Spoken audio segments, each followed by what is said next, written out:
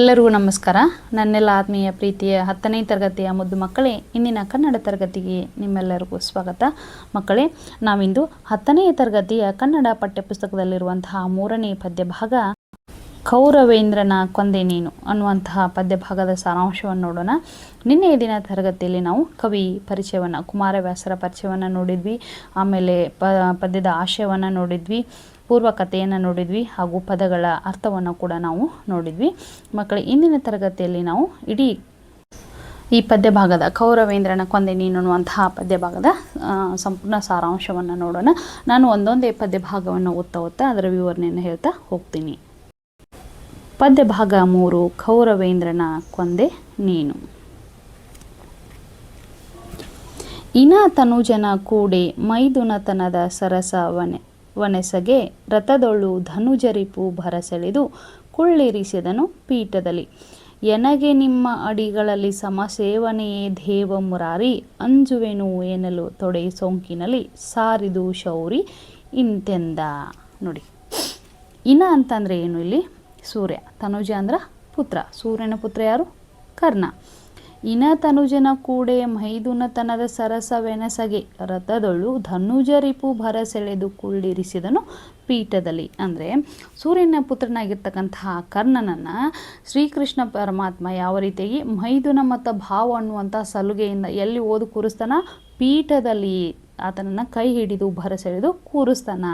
ನೋಡಿ, ಅಂದರೆ ಇಲ್ಲಿ ಶ್ರೀಕೃಷ್ಣ ಪರಮಾತ್ಮ ತನ್ನ ಸಹೋದರಿಯಾಗಿರ್ತಕ್ಕಂತಹ ಯಾರು? ಸುಭದ್ರೆಯನ್ನು ಅರ್ಜುನನಿಗೆ ಕೊಟ್ಟು ವಿವಾಹವನ್ನು ಮಾಡಿರ್ತಾನೆ.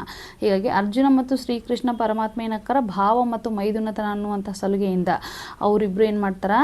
ಭಾವ ಮತ್ತು ಮೈದುನರಾಗ್ತಾರಲ್ವ. ಅದೇ ರೀತಿಯಾಗಿ ಅರ್ಜುನ ಮತ್ತು ಕರ್ಣ ಏನು ಸಹೋದರರು, ಒಂದು ರೀತಿಯ ಸಹೋದರರು ಇದ್ದಿದ್ದರಿಂದ ಆ ಉದ್ದೇಶದಿಂದ ಏನು ಮಾಡ್ತಾನೆ? ಕರ್ಣ ಭಾವ ಮತ್ತು ಮೈದುನರ ಅನ್ನುವಂತಹ ಒಂದು ಸಲುಗೆಯಿಂದ, ಸಂಬಂಧದಿಂದ ಆತನನ್ನು, ಯಾರನ್ನ? ಕರ್ಣನನ್ನು ಭರಸೆಳೆದು, ಆತನ ಕೈ ಹಿಡಿದು ಭರಸೆಳೆದು ಏನು ಮಾಡ್ತಾನೆ? ಕುಳ್ಳಿರಿಸ್ತಾನ ಪೀಠದಲ್ಲಿ. ಆಗ ಕರ್ಣನನ್ನು ಒಂದೇ ಕ್ಷಣದಿಂದ ಅವಾಗ ಕೂರಿಸಿದ ಮೇಲೆ ಕರ್ಣನಿಗೆ ಸಿಕ್ಕಾಪಟ್ಟೆ ಆಶ್ಚರ್ಯ ಆಗ್ಬಿಡ್ತೈತಿ. ಶ್ರೀಕೃಷ್ಣ ಪರಮಾತ್ಮನನ್ನು ಕೂರಿಸಿದ್ನ ಅಂತ ಯಾವ ರೀತಿ ಆಶ್ಚರ್ಯ ಆಗ್ತೈತಂದ್ರೆ, ಎನಗೆ ನಿಮ್ಮ ಅಡಿಗಳಲ್ಲಿ ಸಮಸೇವನೆಯೇ ದೇವ ಮುರಾರಿ, ಅಂಜುವೆನ್ ಎನ್ನಲು ತೊಡೆ ಸೋಂಕಿನಲ್ಲಿ ಸಾರಿದು ಶೌರಿ ಇಂತೆಂದ. ನೋಡಿ, ಇಲ್ಲಿ ಶೌರಿ ಅಂತಂದ್ರೆ ಶ್ರೀಕೃಷ್ಣ. ಧನುಜರಿಪು ಅಂತಂದ್ರೆ ಇಲ್ಲಿ ರಾಕ್ಷಸರ ವೈರಿ ಯಾರು? ಶ್ರೀಕೃಷ್ಣ. ಹೌದಾ? ಹೀಗಾಗಿ ರಾಕ್ಷಸರ ವೈರಿಯಾಗಿರ್ತಕ್ಕಂತಹ ಶ್ರೀಕೃಷ್ಣ ಏನು ಮಾಡ್ತಾನೆ? ಆತನನ್ನು ಪಕ್ಕದಲ್ಲಿ ಆತನ ತೊಡೆಗೆ ತೊಡೆ ಸೋಕಿಸುವ ಹಾಗೆ, ಅಂದರೆ ಪಕ್ಕದಲ್ಲಿ ಆತನಿಗೆ ಸೋಕಿಸುವ ಹಾಗೆ ಕೂರಿಸ್ಕೊಂಡಿರ್ತಾನೆ. ಅವಾಗ ಆಶ್ಚರ್ಯ ಆಗ್ತದೆ ಯಾರಿಗೆ? ಕರ್ಣನಿಗೆ. ಅವಾಗ ಕರ್ಣನಿಗೆ ಯಾಕೆ ಆಶ್ಚರ್ಯ ಆಗ್ತದೆ ಅಂದರೆ, ಯಾವಾಗಲೂ ತಾನೊಬ್ಬ ಸೂತ ಪುತ್ರ ಅನ್ನುವಂತಹ ಒಂದು ಕೀಳಿರಿಮೆ ಮನೋಭಾವನೆ ಕರ್ಣನಿಗೆ ಕಾಡ್ತಾನೆ ಇರುತ್ತೆ. ಹೀಗಾಗಿ ನನ್ನಂಥವನನ್ನು ಈ ಶ್ರೀಕೃಷ್ಣ ಪರಮಾತ್ಮ ತೊಡೆಗೆ ತೊಡೆ ಸೋಕಿಸುವ ಹಾಗೆ ಏನು ಮಾಡಿದಾನ? ಕೂರಿಸಿದಾನಲ್ಪ. ಅವಾಗ ಕರ್ಣ ಶ್ರೀಕೃಷ್ಣನಿಗೆ ಹೇಳ್ತಾನೆ, ದೇವ, ನಾನು ನಿಮ್ಮ ಅಡಿಗಳಲ್ಲಿ ಅಂತಂದರೆ ಪಾದ, ನಾನು ನಿಮ್ಮ ಪಾದಕ್ಕೆ ಸಮನಾಗಿದ್ದೇನೆ ದೇವ ಮುರಾರಿ ಅಂತೇಳಿ ಶೌರ್ಯ ಅಂತ ಶ್ರೀಕೃಷ್ಣನಿಗೆ ಆತ ಹೇಳ್ತಾನೆ. ಆವಾಗ ಶ್ರೀಕೃಷ್ಣನ ಹೇಳಿದಂತಹ ಸಂದರ್ಭದಲ್ಲಿ ಶ್ರೀಕೃಷ್ಣ ಆ ಕರ್ಣನಿಗೆ ಮತ್ತೇನು ಹೇಳ್ತಾನೆ ಅನ್ನುವಂಥದ್ದು 2ನೇ ಪದ್ಯ ಭಾಗದಲ್ಲಿ ಬನ್ನಿ ನೋಡೋಣ. ಭೇದ ಇಲ್ಲ ಎಲೆ ಕರ್ಣ ನಮ್ಮೊಳು ಯಾದವರು, ಕೌರವರೊಳಗೆ ಸಂವಾದಿಸುವಡೆ ಅನ್ವಯಕ್ಕೆ ಮೊದಲು 2 ಇಲ್ಲ. ನಿನ್ನ ಆನೆ ಮೇದಿನಿಪತಿ ನೀನು ಚಿತ್ತದೋಳ್ ಆದುದು ಅರಿವಿಲ್ಲ ಎನ್ನುತ್ತಾ ದಾನವ ಸೂದನನು ರವಿಸುಧನ ಕಿವಿಯಲ್ಲಿ ಬಿತ್ತಿದನು ಭಯವ. ನೋಡಿ, ಕವಿ ಕುಮಾರವ್ಯಾಸರು ಏನು ಮಾಡ್ತಾರಪ್ಪ, ತುಂಬ ಅದ್ಭುತವಾಗಿ ಮನೋಜ್ಞವಾಗಿ ಈ ಪದ್ಯ ಭಾಗದಲ್ಲಿ ಹೇಳ್ತಾರೆ. ನೋಡಿ, 2ನೇ ಪದ್ಯ ಭಾಗ ಶ್ರೀಕೃಷ್ಣ ಕರ್ಣನಿಗೆ ಯಾವ ರೀತಿಯಾಗಿ ಹೇಳ್ತಾನೆ ಎನ್ನುವುದರ ಬಗ್ಗೆ. ಭೇದವಿಲ್ಲಲೇ ಕರ್ಣ ನಿಮ್ಮೊಳು, ಓ ಕರ್ಣನೇ, ನನಗೆ ನಿಮ್ಮಲ್ಲಿ ಯಾವುದೇ ರೀತಿಯಾದಂತಹ ಭೇದವಿಲ್ಲ. ನಿಮ್ಮೊಳು ಅಂದರೆ ಪಾಂಡವ ನೀನು ಅನ್ನೋದನ್ನು ಹೇಳಲಿಕ್ಕೆ ಹೊರಟಿದ್ದಾನೆ ಕೃಷ್ಣ. ಹೀಗಾಗಿ ನೀನು ಪಾಂಡವರಲ್ಲಾಗಿರ್ಬೋದು, ಕೌರವರಲ್ಲಾಗಿರ್ಬೋದು, ಯಾದವರಲ್ಲಾಗಿರ್ಬೋದು. ಯಾದವರು ಅಂತಂದರೆ ಇಲ್ಲಿ ಶ್ರೀಕೃಷ್ಣ ಜನಿಸಿದಂತಹ ವಂಶ, ಯಾದವ ವಂಶ. ಯಾರಾದರೂ ಸರಿ, ನನಗೆ ಯಾವುದೇ ರೀತಿಯಾದಂತಹ ಭೇದವಿಲ್ಲ. ನಾವೆಲ್ಲರೂ ಒಂದೇ ವಂಶಕ್ಕೆ ಸೇರಿದವರು. ನೀನು ಮೇದಿನಿಪತಿ ಅಂತಂದರೆ ಇಲ್ಲಿ ನೀನು ಸೂರ್ಯನ ಪುತ್ರನಿದೆಯಾ, ಇಡೀ ಭೂಮಂಡಲಕ್ಕೆ ಭೂಪತಿಯಾಗಿದೆಯಾ ಹೀಗಾಗಿ ನೀನು ಯಾರಲ್ಲಿಯೂ ಕೂಡ ನಿನಗೆ ಕೀಳಿರಿಮೆ ಅನ್ನುವಂತಹ ಮನೋಭಾವನೆ ಬರಬಾರ್ದು. ನನಗೆ ಪಾಂಡವರಲ್ಲಾಗಿರ್ಬೋದು, ಕೌರವರಲ್ಲಾಗಿರ್ಬೋದು, ಯಾದವರಲ್ಲಾಗಿರ್ಬೋದು ಯಾವುದೇ ರೀತಿಯಾದಂತಹ ಭೇದವಿಲ್ಲ. ನೀನು ಭೂಮಿಯ ಅಧಿಪತಿ ಇದೆಯಾ ಅಂದರೆ ಸೂರ್ಯನ ಪುತ್ರನಿದೆಯಾ. ನೀನು ಚಿತ್ತದೊಳ್ ಆದುದು ಅರಿವಿಲ್ಲ ಎನ್ನುತ್ತಾ ದಾನವಸೂದನನು ರವಿಸುತನ ಕಿವಿಯಲ್ಲಿ ಬಿತ್ತಿದನು ಭಯವ. ಚಿತ್ತದೊಳಂದರೆ ಚಿತ್ತ ಅಂದರೆ ಇಲ್ಲಿ ಮನಸ್ಸು. ನಿನ್ನ ಮನಸ್ಸಿಗೆ ಇಲ್ಲಿ ಯಾವುದೇ ರೀತಿಯಾದಂಥ ಅರಿವಿಲ್ಲ ಅಂತ ಹೇಳ್ತಾ ದಾನವಸೂದನನು ರವಿಸುತನ ಕಿವಿಯಲ್ಲಿ. ನೋಡಿ, ದಾನವ ಅಂತಂದ್ರೆ ಇಲ್ಲಿ ಕೃಷ್ಣ, ಏಕೆಂದರೆ ಅವ ದಾನವ ಅನ್ನುವಂತಹ ರಾಕ್ಷಸನ್ನ ಕೊಂದಿರುವಂತಹ ಕೃಷ್ಣ ಏನು ಹೇಳ್ತಾನ, ಆತನಿಗೆ ರವಿಸುತನ ಕಿವಿಯಲ್ಲಿ ಬಿತ್ತಿದನು ಭಯವ. ರವಿಸುತ ಅಂದರೆ ಇಲ್ಲಿ ಸೂರ್ಯನ ಪುತ್ರನಿಗೆ ಒಂದು ರೀತಿಯಾದಂತಹ ಭಯವನ್ನು ಉಂಟುಪಡಿಸುವಂತಹ ಒಂದು ವಿಷಯವನ್ನು ಹೇಳಲಿಕ್ಕೆ ಹೊರಟಿದ್ದಾನ. ಯಾರು? ಕೃಷ್ಣ ಕರ್ಣನಿಗೆ ಭಯವನ್ನು ಹುಟ್ಟಿಸುವಂತಹ ಒಂದು ವಿಷಯವನ್ನು ಹೇಳಲಿಕ್ಕೆ ಹೊರಟಿದ್ದಾನೆ ಕರ್ಣನಿಗೆ ಕೃಷ್ಣ ಪರಮಾತ್ಮ. ಯಾರು? ಶ್ರೀಕೃಷ್ಣ ಪರಮಾತ್ಮ. ಅದು ಏನು ಅನ್ನುವಂಥದ್ದನ್ನು ಮುಂದಿನ ಪದ್ಯ ಭಾಗದಲ್ಲಿ ನಾವು ನೋಡೋಣ. ದ್ವಂದ್ವ ಹೇಳಿಕೆಯನ್ನು ಕೊಟ್ಟಂತಹ ಶ್ರೀಕೃಷ್ಣ ಪರಮಾತ್ಮ ಮೂರನೇ ಪದ್ಯದಲ್ಲಿ ಏನು ಹೇಳ್ತಾನ ನೋಡೋಣ ಬನ್ನಿ. ಲಲನೆ ಪಡೆದ ಈ 5 ಮಂತ್ರಗಳಲ್ಲಿ ಮೊದಲಿಗ ನೀನು ನಿನ್ನಯ ಬಳಿ ಯುಧಿಷ್ಠರ ದೇವ, ಮೂರನೆಯಾತ ಕಲಿಭೀಮ ಫಲಗುಣನು, ನಾಲ್ಕನೆಯಲ್ಲಿ 5ನೆಯಲ್ಲಿ ನಕುಲ ಸಹದೇವರಾದರು, ಬಳಿಕ ಮಾದ್ರಿಯಲ್ಲಿ, ಬಳಿಕ ಒಂದು ಮಂತ್ರದೊಳ್ ಇಬ್ಬರು ಉದಿಸಿದರು. ನೋಡಿ, ಕೃಷ್ಣ ಒಂದು ದ್ವಂದ್ವ ಹೇಳಿಕೆಯನ್ನು ಕೊಡ್ತಾನೆ. ಯಾರಿಗೆ? ಕರ್ಣನಿಗೆ. ಭಯವನ್ನು ರವಿಸುತನಿಗೆ ಏನು ಮಾಡ್ತಾನೆ, ಒಂದು ಭಯವನ್ನು ಹುಟ್ಟಿಸುವಂಥ ದ್ವಂದ್ವ ಹೇಳಿಕೆಯನ್ನು ಕೊಡ್ತಾನೆ. ಲಲನೆ ಪಡೆದ ಈ 5 ಮಂತ್ರಗಳಲ್ಲಿ ಮೊದಲಿಗ ನೀನು. ನೋಡಿ, ಲಲನೆ ಅಂತಂದ್ರೆ ಇಲ್ಲಿ ತರುಣಿ. ಇಲ್ಲಿ ತರುಣಿ ಅಂತಂದ್ರೆ ಯಾರು? ಕುಂತಿ. ಹೌದಾ? ಇಲ್ಲಿ ಲಲನೆ ಅಂದ್ರೆ ಯಾರು? ತರುಣಿ. ತರುಣಿ ಅಂತಂದ್ರೆ ಯಾರು? ಕುಂತಿ. ಕುಂತಿ 5 ಮಂತ್ರಗಳನ್ನು ಪಡೆದಿರ್ತಾಳೆ. ಆ 5 ಮಂತ್ರಗಳನ್ನ ಯಾವುದಕ್ಕಾಗಿ ಪಡೆದಿರ್ತಾಳೆ ಅನ್ನುವಂಥದ್ದು ಒಂದು ಕಥೆ ಇದೆ. ಆ ಕಥೆಯನ್ನು ಹೇಳ್ತೀನಿ ಕೇಳಿ ಮಕ್ಕಳೇ. ಒಂದ್ಸಲ ಏನಾಗುತ್ತೆ, ಕುಂತಿ ಇರುವಂತಹ ಅರಮನೆಗೆ ದುರ್ವಾಸ ಅನ್ನುವಂತಹ ಒಬ್ರು ಮುನಿಗಳು ಬಂದಿರ್ತಾರ. ಆಗ ಅಂಥ ಸಂದರ್ಭದಲ್ಲಿ ಏನಾಗುತ್ತೆ, ಕುಂತಿ ಇನ್ನೂ ಚಿಕ್ಕವಳಾಗಿರ್ತಾಳೆ. ಸಣ್ಣ ಹುಡುಗಿ ಆಗಿದ್ದರಿಂದ ಅವಳು ಏನು ಮಾಡ್ತಾಳೆ, ದುರ್ವಾಸ ಮುನಿಗಳನ್ನ ತುಂಬ ಅನ್ಯೂನ್ಯತೆಯಿಂದ ಕಾಳಜಿಯಿಂದ ಅವರನ್ನು ಆರೈಕೆಯನ್ನು ಮಾಡ್ತಾಳೆ. ಊಟೋಪಚಾರಗಳಲ್ಲಿ ಅವರ ಸೇವೆಯಲ್ಲಿ ನಿರತಳಾಗ್ತಾಳೆ. ಇಷ್ಟೊಂದು ಚಿಕ್ಕ ಹುಡುಗಿ ಆದಂತಹ ಕುಂತಿ ನನ್ನ ಯೋಗಕ್ಷೇಮವನ್ನು ಎಷ್ಟು ಚೆನ್ನಾಗಿ ನೋಡ್ಕೊಳ್ತಾ ಇದ್ದಾಳೆ, ಊಟೋಪಚಾರದಲ್ಲಾಗಿರ್ಬೋದು, ಹಾಗೆ ನನ್ನ ಸೇವೆಯನ್ನು ಎಷ್ಟೊಂದು ಅದ್ಭುತವಾಗಿ ಮಾಡ್ತಾ ಇದ್ದಾಳೆ ಅಂತ ಅಂದ್ಕೊಂಡು ಅವರು ಏನಾಗ್ತಾರೆ, ದುರ್ವಾಸ ಮುನಿಗಳು ಕುಂತಿಯ ಮೇಲೆ ಸಾಕಷ್ಟು ಸಂತೋಷವನ್ನು ವ್ಯಕ್ತಪಡಿಸ್ತಾರೆ. ಆಗ ಅವಳ ಸೇವೆಯನ್ನು ಮೆಚ್ಚಿರತಕ್ಕಂತಹ ದುರ್ವಾಸ ಮುನಿಗಳು ಏನು ಮಾಡ್ತಾರೆ, ಅವಳಿಗೆ ಅಂಥ ಸಂದರ್ಭದಲ್ಲಿ 5 ಮಂತ್ರಗಳನ್ನು ಅವಳಿಗೆ ವರವನ್ನಾಗಿ ನೀಡ್ತಾರೆ. ಅವಾಗ ಅವ್ರು ಏನು ಹೇಳ್ತಾರೆ, 5 ಮಂತ್ರಗಳನ್ನ ಹೇಳಿಕೊಟ್ಟು 5 ಮಂತ್ರಗಳನ್ನು ನೀನು ಯಾವಾಗ ಬೇಕಾದರೂ ಎಂಥ ಸಂದರ್ಭದಲ್ಲಾದರೂ ನೀನೇನು ಮಾಡ್ಬೋದು, ಈ 5 ಮಂತ್ರಗಳನ್ನು ಉಪಯೋಗಿಸ್ಬೋದು. ನಿನಗೆ ಮುಂದಿನ ಜೀವನದಲ್ಲಿ, ನಿನ್ನ ಜೀವನದಲ್ಲಿ ನೀ 5 ಮಂತ್ರಗಳಲ್ಲಿ ನಿನಗೆ ಉಪಯುಕ್ತವಾಗ್ತವೆ ಅಂಥೇಳಿ ಅವಳಿಗೆ ಹೇಳಿಕೊಟ್ಟು ಅವರು ಹೋಗ್ತಾರೆ. ಅವಾಗ ಅಂಥ ಸಂದರ್ಭದಲ್ಲಿ ಏನಾಗುತ್ತೆ, ಕುಂತಿ ಇನ್ನೂ ಚಿಕ್ಕ ಹುಡುಗಿ, ಹೌದಾ, ತರುಣಿ ಅವಳು ಇನ್ನೂ ತುಂಬ ಕುತೂಹಲದಿಂದ ಆ ಮಂತ್ರಗಳನ್ನ ವರವನ್ನಾಗಿ ಅಥವಾ ತೆಗೆದುಕೊಂಡಂತಹ ಕುಂತಿಗೆ ಆ ಮಂತ್ರಗಳನ್ನು ನಾನು ನೋಡಲೇಬೇಕಲ್ಲ, ಅದು ಯಾವ ರೀತಿಯಾಗಿ ಏಕಿದೆ ಎಂಬುದನ್ನು ತಿಳಿದುಕೊಳ್ಳಲೇಬೇಕನ್ನುವಂತಹ ಕುತೂಹಲದಿಂದ ಏನು ಮಾಡ್ತಾಳೆ, ಸೂರ್ಯದೇವನನ್ನು ಅವಳು ಏನು ಮಾಡ್ತಾಳೆ, ಕುಂತಿ ಕುರಿತು ಮಂತ್ರವನ್ನು ಪಠನೆಯನ್ನು ಮಾಡ್ತಾಳೆ. ಅವಾಗ ಸೂರ್ಯದೇವನ ಕುರಿತು ಮಂತ್ರವನ್ನು ಪಠನೆ ಮಾಡಿರುವಂಥ ಸಂದರ್ಭದಲ್ಲಿ ಸೂರ್ಯದೇವ ಏನಾಗ್ತಾರೆ, ಅವರು ಪ್ರತ್ಯಕ್ಷರಾಗ್ತಾರೆ. ಆಗ ಪ್ರತ್ಯಕ್ಷ ಆಗಿರ್ತಕ್ಕಂಥ ಸೂರ್ಯದೇವ ಅವಳಿಗೆ ಒಂದು ಮಗುವನ್ನು ಕೊಡ್ತಾರೆ. ಕೊಟ್ಟಂಥ ಸಂದರ್ಭದಲ್ಲಿ ಕುಂತಿಗೆ ಭಯ ಸ್ಟಾರ್ಟ್ ಆಗಿಬಿಡುತ್ತೆ. ಯಾಕಂದ್ರೆ ಅವಳು ಇನ್ನೂ ತರುಣಿ ಆಗಿರ್ತಾಳೆ. ಹೌದಾ, ನಾನು ಏನಾದರೂ ಒಂದು ವೇಳೆ ಮದುವೆ ಆಗದೇ ಈ ಮಗುವನ್ನು ನಾನು ಏನಾದರೂ ಪಡೆದುಕೊಂಡ್ರೆ ನನ್ನ ತಂದೆಗೆ ಕೆಟ್ಟ ಹೆಸರು ಬರ್ಬೋದು, ನನಗೆ ಕಳಂಕ ಬರ್ಬೋದು ಅನ್ನುವಂಥ ಉದ್ದೇಶದಿಂದ ಅವಳು ಏನು ಮಾಡ್ತಾಳೆ, ಆ ಮಗುವನ್ನು ಒಂದು ನದಿಯ ದಡದಲ್ಲಿ ಬಿಟ್ಬಿಡ್ತಾಳೆ. ಆಗ ಅಂಥ ಸಂದರ್ಭದಲ್ಲಿ ಜನಿಸಿದವರು ಯಾರು, ಈತ ಕರ್ಣ, ಸೂರ್ಯಪುತ್ರ ಕರ್ಣ. ಹೀಗಾಗಿ ಅವಾಗ ಇವಳು ಏನು ಮಾಡ್ತಾಳಪ್ಪ ಅಂತಂದ್ರೆ, ಮೊದಲೇ ದುರ್ವಾಸ ಮುನಿಗಳು ಇವ್ರಿಗೆ ಹೇಳ್ತಾನೆ, ನಿನಗೆ ಮಕ್ಕಳನ್ನು ಪಡೆದುಕೊಳ್ಳುವಂತಹ ಒಂದು ಮಂತ್ರವನ್ನು ಹೇಳ್ಕೊಟ್ಟಿರ್ತಾರೆ. ಆದರೆ ಇವಳು ತುಂಬ ಕುತೂಹಲಕಾರಿ ಕುಂತಿ. ಅದನ್ನು ಯಾವ ರೀತಿಯಾಗಿ ನೋಡಬೇಕಪ್ಪ ನಾನು, ಕುತೂಹಲ ಅನ್ನುವಂಥದ್ದನ್ನು ಉಪಯೋಗ ಮಾಡಿ ಅವಳು ಏನು ಮಾಡ್ತಾ ಪ್ರಯೋಗವನ್ನು ಮಾಡಿಬಿಡ್ತಾಳೆ. ಅವಾಗ ಸೂರ್ಯ ದೇವ ಒಂದು ಮಗುವನ್ನು ಆತನಿಗೆ ವರವಾಗಿ ನೀಡಿದ್ದರಿಂದ ಅವಳು ನನ್ನ ತಂದೆಗೆ ಮತ್ತು ತನಗೆ ಎಲ್ಲಿ ಕೆಟ್ಟ ಹೆಸರು ಬರುತ್ತೆ ಅನ್ನುವಂಥ ಉದ್ದೇಶದಿಂದ ಅದನ್ನು ನದಿಯ ದಡದಲ್ಲಿ ಅವಳನ್ನು ಆ ಮಗುವನ್ನು ಬಿಟ್ಬಿಡ್ತಾಳೆ. ಅಂಥ ಸಂದರ್ಭದಲ್ಲಿ ಜನಿಸಿದ ಮಗುವೇ ಈತ ಕರ್ಣನಾಗಿರ್ತಾನೆ. ನೋಡಿ, ಲಲನೆ ಪಡೆದ ಈ 5 ಮಂತ್ರಗಳಲ್ಲಿ ಮೊದಲಿಗ ನೀನು.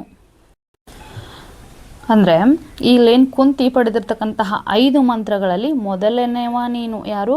ಕರ್ಣನಿಗೆ ಕೃಷ್ಣ ಹೇಳ್ತಾನ ಕುಂತಿ ಪಡೆದಿರ್ತಕ್ಕಂತಹ 5 ಮಂತ್ರಗಳಲ್ಲಿ ಮೊದಲನೇ ಮಂತ್ರ ಸೂರ್ಯನಿಂದ ಹುಟ್ಟಿರ್ತಕ್ಕಂಥವನು ನೀನು, ಸೂರ್ಯನ ಪುತ್ರ, ರವಿಪುತ್ರ. ಯಾರು? ಕರ್ಣ. ಅಂದರೆ ನಿನ್ನಯ ನಂತರ, ಅಂದರೆ ನಿನ್ನಯ ಬಳಿ ಯುಧಿಷ್ಠಿರ ದೇವ. ಕರ್ಣನ ನಂತರ ಜನಿಸಿದವರು ಯಾರು? ಯುಧಿಷ್ಠಿರ ದೇವ. ಅಂದರೆ ಈತನು ಯಮನನಿಂದ ಜನಿಸಿರುವಂತಹ, ಯಮನನ ಮಂತ್ರವನ್ನು ಪಠನೆ ಮಾಡಿದ್ದರಿಂದ ಜನಿಸಿರುವಂಥವನು ಯಾರು? ಯುಧಿಷ್ಠಿರ ದೇವ. 3ನೇಯಾತ ಕಲಿಭೀಮ. ನೋಡಿ, 3ನೇದಾಗಿ ಜನಿಸಿದವ ಯಾರು? ಭೀಮ. ಈತ ವಾಯುವಿನಿಂದ, ಅಂದರೆ ವಾಯುವಿನ ದಿಸೆಯಿಂದ ಜನಿಸಿದಂತಹ ಪುತ್ರ ಯಾರು ಇಲ್ಲಿ? ಕಲಿಭೀಮ, ಅಂದರೆ ಭೀಮನು. ಹಾಗೆಯೇ ಫಲಗುಣನು 4ನೇಯಲ್ಲಿ. ನೋಡಿ, 4ನೇದಾಗಿ ಜನಿಸಿದವನು ಯಾರು ಇಲ್ಲಿ? ಫಲಗುಣ ಅಂತಂದರೆ ಅರ್ಜುನ. ಅಂದರೆ ಈತ ಇಂದ್ರನ ದೆಸೆಯಿಂದ ಜನಿಸಿದಂಥವನು. 5ನೇಯಲ್ಲಿ ನಕುಲ ಸಹದೇವರಾದರು. 5ನೇಯಲ್ಲಿ ಜನಿಸಿದವರು ಯಾರು? ನಕುಲ ಸಹದೇವರಾದರು. ಅಂದ್ರೆ ನಕುಲ ಸಹದೇವರು ಅಶ್ವಿನಿ ದೇವತೆಗಳ ಕೃಪೆಯಿಂದ ನಕುಲ ಮತ್ತು ಸಹದೇವರು ಜನಿಸ್ತಾರ. ಇವರು ನಕುಲ ಮತ್ತು ಸಹದೇವರು ಯಾರಿಗಪ್ಪ ಅಂತಂದ್ರೆ ಕುಂತಿಗೆ ಜನಿಸಿದವರಲ್ಲ. ಇವರು ಮಾದ್ರಿಗೆ, ಅಂದರೆ ಕುಂತಿಯ ತಂಗಿಯಾಗಿರ್ತಕ್ಕಂತಹ ಮಾದ್ರಿಗೆ ಮಕ್ಕಳ ಇರ್ತಕ್ಕಂತಹ ಅಶ್ವಿನಿ ದೇವತೆಗಳ ಒಂದು ಮಂತ್ರವನ್ನು ಅವಳಿಗೆ ಹೇಳಿದ್ದರಿಂದ ಅವಳು ಪಠನೆ ಮಾಡಿದ್ದರಿಂದ ಏನಾಗುತ್ತೆ? ಮಾದ್ರಿಗೆ ಈ ನಕುಲ ಮತ್ತು ಸಹದೇವರು ಜನಿಸ್ತಾರ. ಯಾರು ಈ ಮಾದ್ರಿ ಅಂತಂದರೆ ಪಾಂಡುರಾಜನಿಗೆ, ಕುಂತಿಯ ಗಂಡನಾಗಿರ್ತಂತಹ ಪಾಂಡುರಾಜನಿಗೆ 2 ಹೆಂಡತಿಯರು. ಒಬ್ಬಳು ಕುಂತಿ, ಇನ್ನೊಬ್ಬಳು ಯಾರು?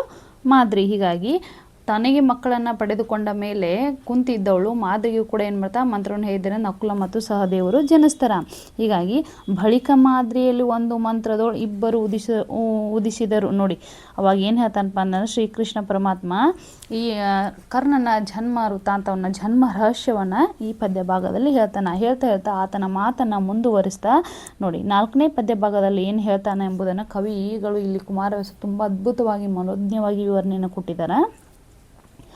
ನಿನಗೆ ಹಸ್ತಿನಾಪುರದ ರಾಜ್ಯದ ಘನತೆಯನ್ನು ಮಾಡುವೆನು, ಪಾಂಡವ ಕೌರವ ಜನಪರು ಓಲೈಸುವರು. ಗದ್ದುಗೆಯ ನಿನಗೆ ಕಿಂಕರ 2 ಸಂತತಿ ಎನಿಸಲು ವಲ್ಲದೆ ನೀನು ದುರ್ಯೋಧನನ ಬಾಯಿ ತಂಬುಲಕ್ಕೆ ಕೈ ಆಣುವರೆ ಹೇಳು ಎಂದ. ನೋಡಿ, ಹಿಂದಿನ ಪದ್ಯಭಾಗದಲ್ಲಿ 3ನೇ ಪದ್ಯಭಾಗದಲ್ಲಿ ಏನು ಹೇಳಿದ? ಕರ್ಣನಿಗೆ ಶ್ರೀಕೃಷ್ಣ ಪರಮಾತ್ಮ ಏನು ಹೇಳಿದಪ್ಪ ಅಂತಂದ್ರೆ ಆತನ ಜನ್ಮ ರಹಸ್ಯವನ್ನು ಆತನಿಗೆ ಹೇಳಿದ್ದ. ಹಾಗಾಗಿ ಈ ಪದ್ಯಭಾಗದಲ್ಲಿ ಏನು ಹೇಳ್ತಾನಪ್ಪ ಅಂದ್ರೆ ನಿನಗೆ ಹಸ್ತಿನಾಪುರದ ರಾಜ್ಯದ ಘನತೆಯನ್ನು ಮಾಡುವೆನು. ನೋಡಿ, ಇಲ್ಲಿ ಒಂದೊಂದಾಗಿ ಆತನಿಗೆ ಆಶಯವನ್ನು ಹೇಳಿಕೆ ಹೊರಟಿದ್ದಾನೆ. ಆ ಪ್ರಲೋಪನೆಯನ್ನು ಮಾಡಲಿಕ್ಕೆ ಕೃಷ್ಣ ಕರ್ಣನ ಮಾಡಲಿಕ್ಕೆ ಹೊರಟಿದ್ದಾನೆ. ನಿನ್ನನ್ನು ನಾನು ಹಸ್ತಿನಾಪುರದ ರಾಜ್ಯನನ್ನಾಗಿ ಮಾಡ್ತೀನಿ, ರಾಜ್ಯದ ಘನತೆಯ ಹಿರಿಮೆ ಅನ್ನೋದನ್ನು ನಾನು ನಿನಗೆ ಕೊಡಿಸ್ತೀನಿ ಅಂತ ಕರ್ಣನಿಗೆ ಕೃಷ್ಣ ಹೇಳ್ತಾ ಪಾಂಡವ ಕೌರವ ಜನಪರು ಓಲೈಸುವರು. ಅಂದರೆ ಓಲೈಸು ಅಂತಂದ್ರೆ ಇಲ್ಲಿ ಸೇವೆಯನ್ನು ಮಾಡುವುದು. ಹೌದಾ? ಹೀಗಾಗಿ ಕೌರವರು ಮತ್ತು ಪಾಂಡವರಲ್ಲಿ ಹಿರಿಯನಾಗಿರ್ತಕ್ಕಂತಹ ನಿನ್ನನ್ನು ನಾನು ಹಸ್ತಿನಾಪುರದ ರಾಜನನ್ನಾಗಿ ಮಾಡಿದರೆ ನಿನಗೆ ಅವರೆಲ್ಲರೂ ಏನು ಮಾಡ್ತಾರೆ? ನಿನ್ನ ಸೇವೆಯನ್ನು ಮಾಡ್ತಾರೆ ಅಂಥೇಳಿ ಹೇಳ್ತಾನೆ. ಗದ್ದುಗೆಯ ನಿನಗೆ ಕಿಂಕರ 2 ಸಂತತಿ ಎನಿಸಲು ವಲ್ಲದೆ. ನೋಡಿ, ನಾನು ನಿನ್ನನ್ನು ಹಸ್ತಿನಾಪುರದ ರಾಜನನ್ನಾಗಿ ಮಾಡಿದಾಗ, ಹಸ್ತಿನಾಪುರದ ರಾಜ ಅನ್ನುವಂಥ ಒಂದು ಘನತೆಯನ್ನು, ಹಿರಿಮೆಯನ್ನು ನಿನಗೆ ಕೊಡಿಸಿದಾಗ 2 ಪಾಂಡವರು ಮತ್ತು ಕೌರವರು ಇಬ್ಬರು ನಿನಗೇನು ಮಾಡ್ತಾರ? ಗದ್ದುಗೆಯನ್ನು ಕೂಳ್ತ ಮೇಲೆ ಅವರು ನಿನ್ನ ಸೇವೆಯನ್ನು ಮಾಡ್ತಾರ. ನಿನ್ನ ಕಿಂಕರ ಅಂತಂದ್ರೆ ಇಲ್ಲೇನು? ಸೇವೆಯನ್ನು ಮಾಡು ಅಂತೇಳಿ ಅರ್ಥ.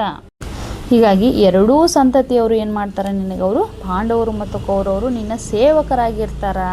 ಅದನ್ನು ಬಿಟ್ಬಿಟ್ಟು ನೀನು ದುರ್ಯೋಧನನ ಬಾಯಿ ತಂಬುಲಕ್ಕೆ ಕೈ ಆನುವರೆ ಹೇಳು ಎಂದ. ನೋಡಿ, ಇಲ್ಲಿ ತಂಬುಲಕ್ಕೆ ಅಂತಂದ್ರೆ ಬಾಯಿ ತಂಬುಲಕ್ಕೆ ಅಂತಂದ್ರೆ ಎಂಜಲಿಗೆ. ನಿನ್ನನ್ನು ಹಸ್ತಿನಾಪುರದ ರಾಜನನ್ನಾಗಿ ಮಾಡಿದ ಮೇಲೆ 2 ಸಂತತಿಯವರು ಅಂದರೆ ಕೌರವರು ಮತ್ತು ಪಾಂಡವರು ನಿನ್ನನ್ನು ಸೇವೆಯನ್ನು ಮಾಡ್ತಿರುವಾಗ ನೀನು ಅದನ್ನೆಲ್ಲವನ್ನು ಬಿಟ್ಬಿಟ್ಟು ನೀನು ದುರ್ಯೋಧನನ ಬಾಯಿ ತಂಬುಲಕ್ಕೆ, ದುರ್ಯೋಧನನ ಎಂಜಲಿಗೆ ಕೈ ಚಾಸ್ತೀಯಾ ಅಂಥೇಳಿ ಆತನನ್ನು ಮನವೊಲಿಸುವಂತಹ ಒಂದು ಪ್ರಯತ್ನವನ್ನು ಕರ್ಣನ ಮುಂದೆ ಯಾರು? ಶ್ರೀಕೃಷ್ಣ ಪರಮಾತ್ಮ ಮಾಡ್ತಾ ಇದ್ದಾನೆ. ಆಗ ಹೇಳ್ತಾ ಮತ್ತು ಏನು ಹೇಳ್ತಾನಪ್ಪ ಅಂದ್ರೆ ಕೃಷ್ಣ ಕರ್ಣನಿಗೆ ಇನ್ನೂ ಹೆಚ್ಚಿನದಾಗಿ ಆತನಿಗೆ ಹೇಳಲಿಕ್ಕೆ ಹೊರಟಿದ್ದಾನೆ. ಎಡದ ಮೈಯಲ್ಲಿ ಕೌರವ ಇಂದ್ರರ ಘಡನ ಬಲದಲ್ಲಿ ಪಾಂಡುತನೆಯರ ಘಡನವು ಇದಿರಲಿ ಮಾದ್ರ ಮಹಾಗದ ಯಾದವ ಆದಿಗಳು ನಡುವೆ ನೀನು ಓಲಗದೊಳು ಒಪ್ಪುವ ಕಡು ವಿಲಾಸವ ಬಿಸುಟು ಕುರುಪತಿ ನುಡಿಸೆ ಜೀಯ ಹಸಾದ ಎಂಬುದು ಕಷ್ಟ ನಿನಗೆಂದ. ಎಡದ ಮೈಯಲ್ಲಿ ಕೌರವ ಇಂದ್ರರ ಗಡನ ಅಂತಂದರೆ ನೀನು ಹಸ್ತಿನಾಪುರದ ಸಿಂಹಾಸನ ಮೇಲೆ ಕುಳಿತಾಗ ಕೌರವೇಂದ್ರರ ಗಡನ ಅಂತಂದರೆ ಗುಂಪು, ಗಡನ ಅಂದರೆ ಇಲ್ಲೇನು ಗುಂಪು, ಹೌದಾ. ಹೀಗಾಗಿ ಅಂದರೆ ಸಿಂಹಾಸನದಲ್ಲಿ ಕುಳಿತಿರುವಂಥ ಸಂದರ್ಭದಲ್ಲಿ ಆತನ ಎಡಭಾಗದಲ್ಲಿ ಯಾರಿರ್ತಾರ, ಇಡೀ ಕೌರವರ ಸಮೂಹ ಇರುತ್ತೆ. ಬಲದಲ್ಲಿ ಪಾಂಡುತನೆಯರ ಗಡನವು ನೋಡಿ, ಎಡಭಾಗದಲ್ಲಿ ಕೌರವರ ಇಡೀ ಸಮೂಹ ಇದ್ದರೆ ನಿನ್ನ ಬಲಭಾಗದಲ್ಲಿ ಪಾಂಡವರ ಒಂದು ಗುಂಪೆ ಇರುತ್ತೆ. ಅಂದರೆ ಅವ್ರದ್ದು ಸಂಪೂರ್ಣವಾದಂಥ ಸಮೂಹವೇ ನಿನ್ನ ಬಲಭಾಗದಲ್ಲಿ ಇರುತ್ತೆ. ಅದು ಏನೇ ಇರಲಿ, ನೀನು ಮುಂದೆ ಮಾದ್ರಮಾಗದ ಯಾದವ ಆದಿಗಳು ನೋಡಿ, ಇಲ್ಲಿ ಹತ್ರ ಒಂದು ಕಡೆ ಕೌರವರು ಎಡಭಾಗದಲ್ಲಿ ಸಿಂಹಾಸನ ಕುಳಿತಂಥ ಸಂದರ್ಭದಲ್ಲಿ ಎಡಭಾಗದಲ್ಲಿ ಇರ್ತಾರ ಕೌರವರು ಇರ್ತಾರ, ಬಲಭಾಗದಲ್ಲಿ ಪಾಂಡವರು ಇರ್ತಾರ. ನಿನ್ನ ಮುಂದೆ ಮತ್ತೆ ಯಾರು ಇರ್ತಾರ, ಮಾದ್ರ ದೇಶದವರು, ಯಾದವ ದೇಶದವರು, ಮಾಗಧ ದೇಶದವರು ಎಲ್ಲರೂ ಎಲ್ಲಿರ್ತಾರ, ನಿನ್ನ ಮುಂದೆ ಇರ್ತಾರ. ನಡುವೆ ನೀನು ಓಲಗದೊಳು, ಓಲಗ ಅಂತಂದರೆ ಇಲ್ಲಿ ರಾಜ್ಯಸಭೆ, ರಾಜ್ಯಸಭೆಯ ಮಧ್ಯದಲ್ಲಿ ನೀನೇನಾಗ್ತಿರ್ತ ರಾರಾಜಿಸ್ತಿರ್ತೀಯ. ಯಾಕೆಂದರೆ ಎಡಭಾಗದಲ್ಲಿ ಕೌರವರು, ಬಲಭಾಗದಲ್ಲಿ ಪಾಂಡವರು, ನಿನ್ನ ಮುಂದೆ ಮಾದ್ರಮಾಗದ ದೇಶದವರು, ನಡುವೆ ನೀನು ಓಲಗದೊಳು ರಾಜ್ಯಸಭೆಯಲ್ಲಿ ನೀನು ರಾರಾಜಿಸ್ತಾ ಇರ್ತೀಯ. ಅವಾಗ ಕಡು ವಿಲಾಸವ ಬಿಸುಟು ಕುರುಪತಿ, ನಿನ್ನಂತಹ ವೈಭೋಗದ ಜೀವನವನ್ನು ಬಿಟ್ಟು ಒಪ್ಪುವ ಕಡು ವಿಲಾಸವ ಬಿಸುಟು ಅಂದರೆ ನೀನು ವೈಭೋಗದ ಜೀವನವನ್ನು ಬಿಟ್ಟುಬಿಟ್ಟು ಕುರುಪತಿ ನುಡಿಸೆ. ಇಲ್ಲಿ ಕುರುಪತಿ ಅಂತಂದರೆ ಯಾರು, ದುರ್ಯೋಧನ. ಆತ ದುರ್ಯೋಧನ ಹೇಳಿದಾಗೆ ನೀನು ಕೇಳ್ಕೊಂಡಿರ್ತೀಯ. ಜೀಯ ಹಸಾದ ಎಂಬುದು ಕಷ್ಟ ನಿನಗೆಂದ ಅಂದರೆ ಆತ ಹೇಳಿದಾಗೆ ಪ್ರತಿಯೊಂದಕ್ಕೂ ನೀನು ತಲೆ ಅಲ್ಲಾಡಿಸ್ತಾ ಇರ್ತೀಯ. ನೀನು ಎಲ್ಲರ ಮಧ್ಯದಲ್ಲಿ ಸೇವೆಯನ್ನು ಮಾಡಿಸ್ಕೊಳ್ತಾ ಇರಬೇಕಾದವನು ನೀನು ದುರ್ಯೋಧನನ ಮಾತನ್ನು ಕೇಳಿಕೊಂಡು ಸ್ವಾಮಿ ದೇವ ನೀನು ಹೇಳ್ದಂಗೆ ಆಗಲಿ, ನಿನ್ನ ಆಜ್ಞಾಪನೆಯೇ ನಾನು ಮುಂದುವರ್ಸ್ಕೊಂಡು ಹೋಗ್ತೀನಿ ಅಂಥೇಳಿ ಪ್ರತಿಯೊಂದು ಮಾತಿಗೆ ಆತನನ್ನು ಹೇಳಿದಾಗೆ ನೀನು ಕೇಳ್ಕೊಂಡಿರ್ತೀಯ. ಅದೆಲ್ಲ ನಿನಗೆ ಕಷ್ಟ ಆಗ್ತತಿ ಅಂಥೇಳಿ ಆತನನ್ನು ಮನವೊಲಿಸುವಂತಹ ಪ್ರಯತ್ನವನ್ನು, ಕರ್ಣನನ್ನು ಮನವೊಲಿಸುವಂಥ ಪ್ರಯತ್ನವನ್ನು ಯಾರು ಮಾಡ್ತಾ ಇದ್ದಾರೆ ಇಲ್ಲಿ ಮಕ್ಕಳೇ, ಶ್ರೀಕೃಷ್ಣ ಮಾಡ್ತಾ ಇದ್ದಾನೆ.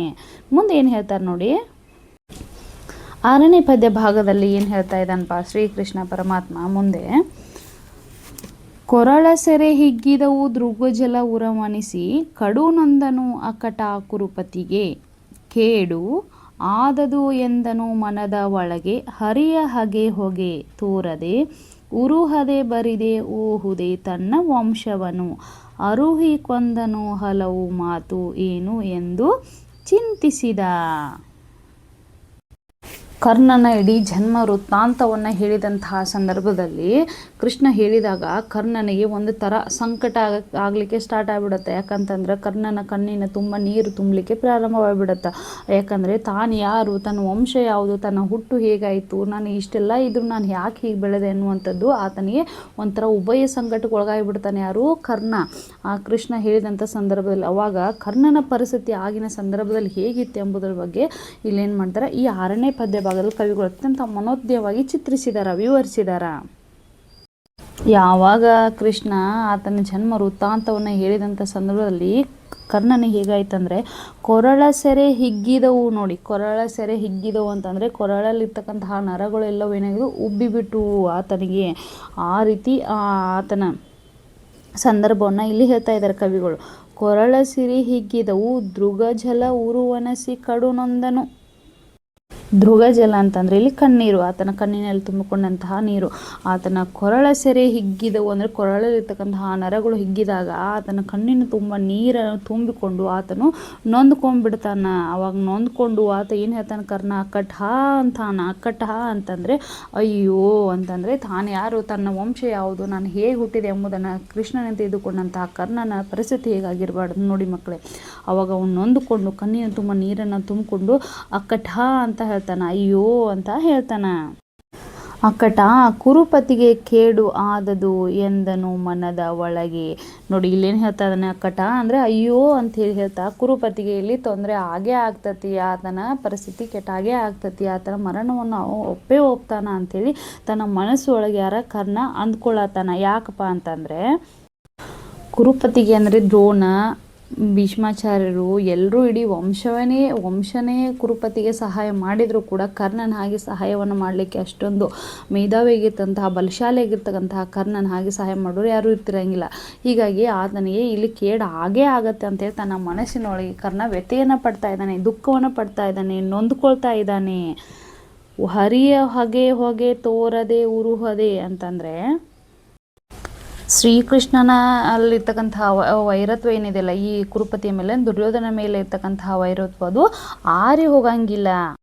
ಶ್ರೀಕೃಷ್ಣ ಇಲ್ಲಿ ಏನು ಅನ್ಕೊಳ್ತಾನಲ್ಲ ಅದನ್ನೆಲ್ಲವನ್ನ ಆತ ಮಾಡಿಯೇ ತೀರ್ತಾನ ಅಂಥೇಳಿ ಅನ್ಕೊಳ್ತಾನ. ಯಾರು? ಕರ್ಣ. ಆಗ ಅದೇನು ಮಾಡ್ತಾನಪ್ಪ ಅಂತಂದ್ರೆ ತನ್ನ ಮೌನವಾಗಿ ಚಿಂತೆಯನ್ನು ಮಾಡಲಿಕ್ಕೆ ಪ್ರಾರಂಭ ಮಾಡ್ತಾನೆ. ಶ್ರೀಕೃಷ್ಣ ಅಂದ್ಕೊಂಡಿದ್ದು ಮಾಡೇ ಮಾಡ್ತಾನೆ, ಇಲ್ಲಿ ಕುರುಪತಿಗೆ ಕೇಡು ಆಗೇ ಆಗ್ತತಿ, ಇಲ್ಲಿ ದುರ್ಯೋಧನ ಮರವನ್ನು ಅಪ್ಪೇ ಅಪ್ತಾನ ಅಂಥೇಳಿ ಅಂದ್ಕೊಂಡು ಚಿಂತಾಕ್ರಾಂತನಾಗ್ತಾನೆ. ಯಾರು? ಕರ್ಣ. ಬರಿದೇ ಹೋಹುದೇ ತನ್ನ ವಂಶವನ್ನು ಅರುಹಿ ಕೊಂದನು ಹಲವು ಮಾತು ಏನು ಎಂದು ಚಿಂತಿಸಿದ. ನೋಡಿ, ಅವಾಗ ಶ್ರೀಕೃಷ್ಣ ಅಂದ್ಕೊಂಡಿದ್ದು ಮಾಡೇ ಮಾಡ್ತಾನ, ಆತ ಬಿಡಂಗಿಲ್ಲ, ತಾನೇನು ಅಂದ್ಕೊಂಡನಲ್ಲ ಅದನ್ನು ಆತ ಮಾಡೇ ಮಾಡ್ತಾನ ಅಂತೇಳಿ ತನ್ನ ಮನಸ್ಸಿನೊಳಗೆ ಅಂದ್ಕೊಂಡು ಮೌನವನ್ನು ತಾಳ್ತಾನ. ಯಾರು? ಕರ್ಣ. ಚಿಂತೆಯನ್ನು ಮಾಡಲಿಕ್ಕೆ ಪ್ರಾರಂಭವನ್ನು ಮಾಡ್ತಾನೆ. ಚಿಂತೆಯನ್ನು ಮಾಡ್ತಿರುವಂತಹ ಕರ್ಣನ ಗಮನವನ್ನು ಇಟ್ಟು ನೋಡ್ತಿರುವಂತಹ ಶ್ರೀಕೃಷ್ಣ ಮುಂದೆ ಏನು ಹೇಳ್ತಾನೆ ನೋಡಿ, ಪದ್ಯ ಭಾಗದಲ್ಲಿ. ಏನು ಹೇಳೈ ಕರ್ಣ ಚಿತ್ತಗ್ಲಾನಿ, ಯಾವುದು ಮನಕ್ಕೆ ಕುಂತಿ ಸೂನಗಳ ಬೆಸಕೈಸಿ ಕೊಂಬುದು ಸೇರದೆ, ನಿನಗೆ ಹಾನಿ ಇಲ್ಲ ಎನ್ನ ಆನೆ ನುಡಿ ಮೌನವು ಏತಕ್ಕೆ ಮರುಳತನ ಬೇಡ, ಆನು ನಿನ್ನ ಅಪದೇಶೆಯ ಬಯಸುವೆನು ಅಲ್ಲ ಕೇಳು ಎಂದ. ನೋಡಿ, ಏನು ಹೇಳೈ ಕರ್ಣ ಚಿತ್ತಗ್ಲಾನಿ ಯಾವುದು ಮನಕ್ಕೆ. ನೋಡಿ, ಅವಾಗ ಮೌನವನ್ನು ತಾಳ್ತಿರ್ತಕ್ಕಂತಹ ಕರ್ಣನನ್ನು ಗಮನವಿಟ್ಟು ನೋಡಿರುವಂತಹ ಕೃಷ್ಣ ಏನು ಹೇಳ್ತಾನೆ, ಆತನನ್ನು ಪ್ರಶ್ನೆ ಮಾಡ್ತಿದ್ದಾನೆ. ಯಾಕೆ ನೀನು ಇಷ್ಟೊಂದು ಮೌನವಾಗಿದೆ, ಏನು ಚಿಂತೆಯನ್ನು ಮಾಡ್ತಿದ್ದೆ, ನಿನ್ನ ಲೆಕ್ಕಾಚಾರ ಏನು, ನೀನು ಏನು ಹೇಳು. ಚಿತ್ತಗ್ಲಾನಿ ಅಂತಂದ್ರೇನು? ಮನಸ್ಸಿನ ತಲ್ಲಣ, ನಿನ್ನ ಮನಸ್ಸಿನಲ್ಲಿ ನಡೀತಕ್ಕಂತಹ ಏನು ತಲ್ಲಣಗಳದಾವ ಅದು ಏನು ಅನ್ನೋದನ್ನು ನೀನು ನನಗೆ ಹೇಳು ಅಂತೇಳಿ ಕರ್ಣನನ್ನು ಎಲೆಗೆ ಏನು ಹೇಳೈ ಕರ್ಣ ಚಿತ್ತಗ್ಲಾನಿ ಯಾವುದು ಮನಕ್ಕೆ ಅಂತ ಕೇಳ್ತಾ ಇದ್ದಾನೆ. ಕುಂತಿ ಸೂನುಗಳ ಬೆಸಕೈಸಿ ಕೊಂಬುದು ಸೇರದೆ. ನೋಡಿ, ಇಲ್ಲಿ ಕುಂತಿ ಸೂನುಗಳು ಅಂತಂದರೆ ಕುಂತಿಯ ಮಕ್ಕಳು ಅಂತ, ಬೆಸಕೈಸು ಅಂದರೆ ಸೇವೆಯನ್ನು ಮಾಡಿಸ್ಕೊಳ್ಳೋದು. ನಿನಗೆ ಏನು ನೀ ಇಷ್ಟೊಂದು ಮನಸ್ಸಿನಲ್ಲಿ ತಲ್ಲನ ಏನು ಆಗ್ತಾ ಇರಲ್ಲ, ನಿನ್ನ ಮನಸ್ಸಿನಲ್ಲಿ ಏನು ಲೆಕ್ಕಾಚಾರ ಆಗ್ತಾ ಇದೆಯಲ್ಲ, ನಿನಗೆ ಇಷ್ಟ ಇಲ್ಲ ಕುಂತಿ ಮಕ್ಕಳ ಕೈಯಿಂದ ಸೇವೆಯನ್ನು ಮಾಡಿಸ್ಕೊಳ್ಳೋದು, ನಿನಗೆ ಇಷ್ಟ ಇಲ್ವಾ ಕರ್ಣ ಅಂತ ಕೇಳ್ತಾ ಇದ್ದಾನೆ. ಹಾನಿ ಇಲ್ಲ. ನೋಡಿ, ನಿನಗೆ ಹಾನಿ ಇಲ್ಲ, ನೀನು ಏನು ಈ ಥರ ಮೌನವಾಗಿದೆಯಲ್ಲ, ನಿನಗೆ ಯಾವುದೇ ರೀತಿಯಾದಂತಹ ತೊಂದರೆ ಇಲ್ಲ, ನೀನು ಕುಂತಿ ಮಕ್ಕಳ ಕೈಯಿಂದ ಸೇವೆಯನ್ನು ಮಾಡಿಸ್ಕೊಳ್ಳೋದು ನಿನಗೆ ಯಾವುದೇ ರೀತಿಯಾದಂತಹ ತೊಂದರೆ ಇಲ್ಲ. ಎನ್ನ ಆನೆ ನುಡಿ ಮೌನವು ಏತಕ್ಕೆ. ನೋಡು, ನೀನು ಏನಾದರೂ ಹೇಳು, ನಿನಗೇನು ತೊಂದರೆ ಆಗಂಗಿಲ್ಲ, ನೀನೇನಾದರೂ ಮಾತಾಡು, ಈ ರೀತಿ ಮೌನವಾಗಿ ಇರಕ್ಕೆ ಹೋಗಬೇಡ, ಮರುಳ್ತನ ಬೇಡ, ಹುಚ್ಚುತನ ಮಾಡಕ್ಕೆ ಹೋಗ್ಬೇಡ, ನೀನು ಏನಾದರೂ ಮಾತಾಡು, ಮೌನವಾಗಿರಕ್ಕೆ ಹೋಗ್ಬೇಡ. ಆನು ನಿನ್ನ ಆಪದೇಶೆಯ ಬಯಸುವೆನು ಅಲ್ಲೂ ಕೇಳು ಎಂದ. ನೋಡ್ರಿ, ನಾನು ನಿನಗೆ ಯಾವುದೇ ರೀತಿ ಕೆಟ್ಟದ್ದನ್ನು ಬಯಸುವುದಿಲ್ಲ. ಇಲ್ಲ, ಆಪದೇಶ ಅಂದರೆ ಕೆಟ್ಟದ್ದು. ನಾನು ನಿನಗೆ ಯಾವುದೇ ರೀತಿ ಕೆಟ್ಟದ್ದನ್ನು ಮಾಡೋಂಗಿಲ್ಲ. ನಿನಗೆ ನೀನು ಅವು ಕುಂತಿ ಮಕ್ಕಳ ಕೈಯಿಂದ ಸೇವೆಯನ್ನು ಮಾಡಿಸ್ಕೊಳ್ಳೋದು ನಿನಗೆ ಯಾವುದೇ ರೀತಿ ತೊಂದರೆ ಆಗಲ್ಲ. ನೀನು ಹುಚ್ಚುತನ ಮಾಡ್ಲಿಕ್ಕೆ ಹೋಗ್ಬೇಡ, ನಾನು ನಿನಗೆ ಕೆಟ್ಟದ್ದನ್ನು ಯಾವತ್ತೂ ಬಯಸಂಗಿಲ್ಲ. ಹೇಳು ಮಾತಾಡು, ಯಾಕೆ ಹಿಂಗೆ ಮೌನವಾಗಿದೆಯಾ ಅಂಥೇಳಿ ಕರ್ಣನಿಗೆ ಕೃಷ್ಣ ಹೇಳ್ತಾ ಇದ್ದಾನೆ, ಕೇಳ್ತಾ ಇದ್ದಾನೆ. ನೋಡಿ, ಇಲ್ಲಿವರೆಗೂ ಕೂಡ ಕರ್ಣ ಮೌನವಾಗಿ ಎಲ್ಲವನ್ನ ಶ್ರೀಕೃಷ್ಣ ಪರಮಾತ್ಮನ ಮಾತುಗಳನ್ನ ಕೇಳಿಸ್ಕೊಟ್ಟಿರ್ತಾನೆ. ಆದರೆ ಮುಂದೆ ಆತ ಏನು ಹೇಳ್ತಾನಪ್ಪ ಎಂಬುದನ್ನು ನೋಡೋಣ 8ನೇ ಪದ್ಯಭಾಗದಲ್ಲಿ.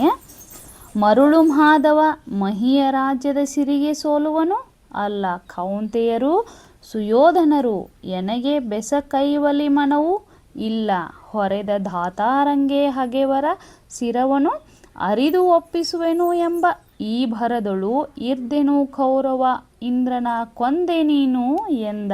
ನೋಡಿ, ಎಷ್ಟೊಂದು ಅದ್ಭುತವಾಗಿ ಹೇಳಿದಾರಪ್ಪ ಕವಿಗಳಿಲ್ಲಿ.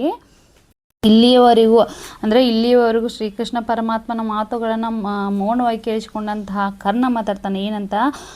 ಮರುಳು ಮಾಧವ ಮಹಿಯ ರಾಜ್ಯದ ಸಿರಿಗೆ ಸೋಲುವನು. ನೋಡಿ, ಎಂಥ ಅದ್ಭುತ ಮಾತನ್ನು ಹೇಳ್ತಾನೆ ಕೃಷ್ಣನಿಗೆ. ಮಾಧವ, ನನ್ನನ್ನು ನೀನೇನು ಹಸ್ತಿನಾಪುರದ ರಾಜನನ್ನಾಗಿ ಮಾಡ್ತಾನಂತೇಳಿ ನೀನೇನು ಹೇಳಿದಿಲ್ಲ, ನನಗೆ ಅದ್ಯಾವುದೂ ಬೇಡ. ನನಗೆ ಅಂತಹ ಯಾವುದೇ ಹಸ್ತಿನಾಪುರದ ಅಥವಾ ಯಾವುದೇ ರಾಜ್ಯದ ರಾಜನಾಗಬೇಕಂತೇಳಿ ನನಗೆ ಯಾವುದೇ ರೀತಿಯಾದಂತಹ ಆಸೆ ಇಲ್ಲ. ಅಲ್ಲ ಕೌಂತೆಯರು ಸುಯೋಧನರು ಅಂದರೆ ಕೌಂತೆಯರು ಅಂತ ಹೇಳಿದ್ನಲ್ವಾ, ಇಲ್ಲಿ ಯಾವುದೇ ರೀತಿಯಾದಂತಹ ಕುಂತಿಯ ಮಕ್ಕಳ ಕೈಯಿಂದ ನನಗೆ, ಸುಯೋಧನರ ಕೈಯಿಂದ ನನಗೆ ಯಾವುದೇ ರೀತಿಯಾದ ಸೇವೆಯನ್ನು ಮಾಡಿಸಿಕೊಳ್ಳುವಂತಹ ಯಾವ ಆಶೆಯೂ ಕೂಡ ನನಗೆ ಇಲ್ಲಿ ಇಲ್ಲ. ಎನಗೆ ಬೆಸ ಕೈವಲ್ಲಿ ಮನವು, ನನಗೆ ಅವ್ರ ಕಡೆಯಿಂದ ಸೇವೆಯನ್ನು ಮಾಡಿಸ್ಕೊಳ್ಳೇಬೇಕನ್ನುವಂತಹ ಮನಸ್ಥಿತಿ ನನ್ನಲ್ಲಿ ಇಲ್ಲ, ಅಂತಹ ಮನೋಭಿಲಾಷೆ ನನ್ನಲ್ಲಿ ಇಲ್ಲ. ಇಲ್ಲಿ ಹೊರೆದ ಧಾತಾರಂಗೆ ನೋಡಿ, ಇಲ್ಲೇನು ಹೇಳ್ತಾನಪ್ಪ ಅಂತಂದ್ರೆ ಕರ್ಣ ನನಗೆ ಯಾವುದೇ ರೀತಿಯಿಂದ ಕೌಂತೆಯರ ಮಕ್ಕಳ ಕಡೆಯಿಂದ ಸುಯೋಧನ ಕಡೆಯಿಂದ ಯಾವ ಸೇವೆಯನ್ನು ಮಾಡಿಸ್ಕೊಳ್ಬೇಕು ಅನ್ನುವಂತಹ ಯಾವುದೇ ಮನೋಭಿಲಾಷೆ ಮನಸ್ಥಿತಿ ನನ್ನಲ್ಲಿ ಇಲ್ಲ. ನನ್ನನ್ನು ಕಾಪಾಡಿರ್ತಕ್ಕಂತಹ ದುರ್ಯೋಧನ, ಯಾಕಂದ್ರೆ ನಾನೊಬ್ಬ ಸೂತ ಪುತ್ರ ಅನ್ನೋದನ್ನು ನೋಡ್ದೇನೆ ನನಗೆ ಧಾತಾರಂಗೆ ನನ್ನನ್ನು ಕಾಪಾಡಿರ್ತಕ್ಕಂಥ ಧಾತಾರ ಅಂದರೆ ಇಲ್ಲಿ ಒಡೆಯನಿಗೆ ನಾನು ಹಗೆವರ ಶಿರವನು ಅಂದರೆ ಇಲ್ಲಿ ನನ್ನನ್ನು ಕಾಪಾಡಿರ್ತಕ್ಕಂತಹ ಒಡೆಯನಾಗಿರ್ತಕ್ಕಂತಹ ದುರ್ಯೋಧನನಿಗೆ ನಾನು ಏನಂತ ಮಾತು ಕೊಟ್ಟಿದ್ನಿ, ಇಲ್ಲಿ ಹಗೆವರ ಶಿರವನು ಅಂತಂದರೆ ಇಲ್ಲಿ ದುರ್ಯೋಧನನಿಗೆ ಶತ್ರುಗಳು ವೈರಿಗಳು ಯಾರು, ಪಾಂಡವರು, ಅವರ ಶಿರವನ್ನು ನಾನು ಕಡಿದು ನಿನಗೆ ತಂದು ಒಪ್ಪಿಸ್ತೀನಿ ಅಂತೇಳಿ ನಾನು ಮಾತನ್ನು ಕೊಟ್ಟಿದ್ದೀನಿ. ನಾನು ವೀರಾವೇಶದಿಂದ ಮಾತನನ್ನು ಅರಿದು ಒಪ್ಪಿಸುವೆನು ಎಂಬ ಈ ಭರದಳು, ನಾನು ನನ್ನ ಭರದಲ್ಲಿ, ನನ್ನ ವೀರಾವೇಶದ ಭರದಲ್ಲಿ ನಾನು ಏನು ಮಾಡಿದ್ದೀನಿ, ಕೌರವನಿಗೆ ನಾನು ಮಾತನ್ನು ಕೊಟ್ಟಿದ್ದೀನಿ. ಆದರೆ ನೀನು ಇರ್ದೇನೋ ಕೌರವ ಇಂದ್ರನ ಕೊಂದೆ ನೀನು ಎಂದಾದರೆ ನಿನ್ನಲ್ಲಿ ಕೌರವೇಂದ್ರ ನನ್ನ ಜನ್ಮ ರಹಸ್ಯವನ್ನು ಹೇಳಿ, ನನ್ನ ಜನ್ಮ ವೃತ್ತಾಂತವನ್ನು ಹೇಳಿ, ನನ್ನ ಹುಟ್ಟಿನ ಬಗ್ಗೆ ನೀನು ನನಗೆ ತಿಳಿಸಿ ಏನು ಮಾಡಿಬಿಟ್ಟೆ, ಇಲ್ಲಿ ನನ್ನನ್ನು ಕೌರವೇಂದ್ರನ ನೀನು ಕೊಂದುಬಿಟ್ಟಿ. ನೀನಿಲ್ಲಿ ನನ್ನ ಜನ್ಮ ವೃತ್ತಾಂತವನ್ನು ಹೇಳಿ ನೀನು ಏನು ಮಾಡಿಬಿಟ್ಟೆ, ಕೌರವನನ್ನು ಸೋಲಿಸ್ಬಿಟ್ಟೆ, ಸಾಯಿಸಿಬಿಟ್ಟೆ ಅಂಥೇಳಿ ಹೇಳ್ತಾನೆ. ಹೇಳ್ತಾ ಮುಂದೆ ಏನು ಹೇಳ್ತಾನೆ ನೋಡಿ, ವೀರ ಕೌರವರಾಯನೇ ಧಾತಾರನ್ ಆತನ ಹಗೆ ಕೈವಾರವೇ ಕೈವಾರ ಆದಂತೆ ಅಹೇನು ಕುರು ನೃಪತಿ ಶೌರಿ ಕೆಳೈ ನಾಳೆ ಸಮರದ ಸಾರದಲ್ಲಿ ತೋರುವೆನು ನಿಜ ಭುಜ ಶೌರ್ಯದ ಸಂಪತ್ತನವನು ಪಾಂಡು ತನೆಯರಲಿ. ವೀರ ಕೌರವರಾಯನೇ ಧಾತಾರನ್ ಆತನ ಹಗೆ ಕೈವಾರವೇ ಕೈವಾರ ಆದಂತೆ ಅಹೇನು ಕುರು ನೃಪತಿ. ವೀರ ಕೌರವರಾಯನೇ ಧಾತಾರನ್, ಕರ್ಣ ಏನು ಹೇಳ್ತದ ನೋಡಿ ಕೃಷ್ಣನಿಗೆ, ಏನು ಕೌರವ ಅದನ್ನಲ್ಲ, ನನ್ನ ಪ್ರಾಣ ಸ್ನೇಹಿತ ಇದನ್ನಲ್ಲ, ಆತನಿಗೆ ವೈರಿಗಳು ಅಂದರೆ ನನಗೂ ಕೂಡ ವೈರಿಗಳು. ಆತನ ಹಗೆ ಕೈವಾರವೇ ಕೈವಾರ ಆದಂತೆ ಅಹೇನು ಕುರು ನೃಪತಿ. ನೋಡಿ, ನನಗೆ ಕೌರವೇಂದ್ರನಿಗೆ ಯಾರು ವೈರಿಗಳದಲ್ಲ ಅವರು ನನಗೂ ಕೂಡ ವೈರಿಗಳು. ಆತ ಯುದ್ಧಕ್ಕೆ ಇದ್ದರೆ ನಾನು ಕೂಡ ಯುದ್ಧ ಮಾಡ್ತೀನಿ, ಆತ ಸಮರಕ್ಕೆ ಇದ್ದರೆ ನಾನು ಕೂಡ ಸಮರ ಮಾಡ್ತೀನಿ. ಅಂದರೆ ಆತ ನನ್ನ ಒಡೆಯದನ, ನನ್ನ ಪ್ರಾಣ ಸ್ನೇಹಿತ ಅದನ, ನನ್ನ ಆಪ್ತ ಗೆಳೆಯನದನ. ನಾನು ಆತನಿಗೆ ಯಾವುದೇ ರೀತಿಯಾದಂತಹ ಮೋಸವನ್ನು ಮಾಡುವುದಿಲ್ಲ. ಆತನ ವೈರಿಗಳು ಅಂದರೆ ಅವರು ನನಗೂ ಕೂಡ ವೈರಿಗಳು. ನೋಡಿ, ಶೌರಿ ಕೇಳೈ, ನೋಡಿ ಶೌರಿ ಅಂತಂದ್ರೆ ಇಲ್ಲಿ ಶ್ರೀಕೃಷ್ಣ. ನೋಡು, ಶ್ರೀಕೃಷ್ಣನೇ ನೀನು ಕೇಳಿಲಿ, ನಾಳೆ ಸಮರದ ಸಾರದಲ್ಲಿ ತೋರುವೆನು. ನಾಳೆ ಏನು ಯುದ್ಧ ನಡೆಯುತ್ತಲ್ಲ, ನಾಳೆ ರಣಭೂಮಿಯಲ್ಲಿ ಯುದ್ಧರಂಗದಲ್ಲಿ ಏನು ಯುದ್ಧ ನಡೀತೈತಲ್ಲ, ಅಲ್ಲಿ ನಿಜಭುಜ ಶೌರ್ಯದ ಸಂಪತ್ತನವನು, ನೋಡಿ ನನ್ನ ನಿಜವಾದಂತಹ ಪರಾಕ್ರಮವೇನು, ನನ್ನಲ್ಲಿರ್ತಕ್ಕಂತಹ ಬಲವೇನು, ನನ್ನ ಎಂತಹ ಬಲಶಾಲಿದೆ, ನಾನು ಏನು ಮಾಡ್ತೀನಿ, ನಾಳೆ ನಡೀತಿರುವಂತಹ ಯುದ್ಧರಂಗದಲ್ಲಿ ಯುದ್ಧ ಭೂಮಿಯಲ್ಲಿ ನಾನು ತೋರ್ತೀನಿ. ಯಾರ ಹತ್ರ, ಪಾಂಡುತನೆಯರಲ್ಲಿ, ಪಾಂಡವ ಪುತ್ರನ ಇರ್ತಕ್ಕಂತಹ ಕುಂತಿ ಮಕ್ಕಳೇನಿರ್ತಾರಲ್ಲ ಅವ್ರ ಮುಂದೆ ನಾನು ನನ್ನ ನಿಜವಾದಂಥ ಶೌರ್ಯವನ್ನು ನಾನು ತೋರಿಸ್ತೀನಿ ಅಂತೇಳಿ ಕರ್ಣನಿದ್ದವನು ಶ್ರೀಕೃಷ್ಣನಿಗೆ ಹೇಳ್ತಾ ಇದ್ದಾನೆ. ನಾನು ನಾಳೆ ದಿನ ಯುದ್ಧ ನಡೀತಿರುವಂತಹ ಸಂದರ್ಭದಲ್ಲಿ ನಾನು ನಿಜವಾದಂತಹ ಪರಾಕ್ರಮವನ್ನು ತೋರಿಸ್ತೀನಿ. ಮಕ್ಕಳಲ್ಲಿ ಪಾಂಡವ ಪುತ್ರರಲ್ಲಿ ನಾನೇನು ಮಾಡ್ತೀನಿ, ನಿಜವಾದಂತಹ ಪರಾಕ್ರಮವನ್ನು ನಾನು ತೋರಿಸ್ತೀನಿ. ನೋಡಿ ಮುಂದುವರೆದು ಏನು ಹೇಳ್ತಾನಪ್ಪ ಇಲ್ಲಿ ಕರ್ಣ, ಮಾರಿಗೆ ಔತಣವೂ ಆಯಿತು. ನಾಳಿನ ಭಾರತವು ಚತುರಂಗ ಬಲದ ಕೌರವನ ಋಣ ಹಿಂಗೆ ರಣದಲ್ಲಿ ಸುಭಟ ಕೋಟಿಯನ್ನು ತೀರಿಸೇ ಪತಿ ಅವಸರಕ್ಕೆ ಶರೀರವನ್ನು ನೂಕುವೆನು. ನಿನ್ನಯ ವೀರರು ಐವರ ನೋಯಿಸೆನು ರಾಜೀವ ಸಕನ ಆನೆ. ನೋಡಿ ಏನು ಹೇಳ್ತಾ ಇದ್ದಾನೆ, ಕೊನೆಯ ಪದ್ಯ ಭಾಗದಲ್ಲಿ ಕರ್ಣ ಏನು ಹೇಳ್ತಾ ಇದ್ದಾನೆ ಶ್ರೀಕೃಷ್ಣನಿಗೆ, ಮಾರಿಗೆ ಔತಣವೂ ಆಯಿತು ನಾಳಿನ ಭಾರತವು. ನೋಡಿ, ನಾಳೆ ಮಹಾಭಾರತ ಏನು ನಡೀತಾ ಇದೆಯಲ್ಲ, ನಾಳಿನ ಯುದ್ಧ ಭೂಮಿ ಮಹಾಭಾರತ ಏನು ನಡೀತಾ ಇದೆಯಲ್ಲ, ಅಂತಹ ಸಂದರ್ಭದಲ್ಲಿ ನಡೀತಿರುವಂತಹ ಸಂದರ್ಭದಲ್ಲಿ ಮಾರಿಗೆ ಔತಣವು ಹೇಳ್ತಾ ಇದ್ದಾನೆ.